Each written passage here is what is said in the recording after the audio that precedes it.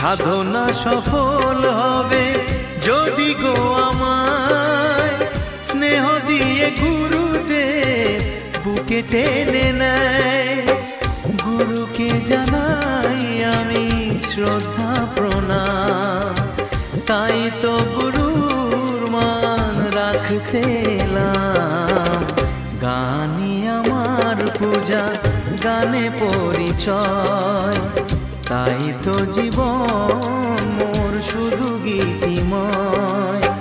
শোনাতে এলাম গান এই আসরে, ভরিয়ে দিতে প্রাণ সুরে সুরে।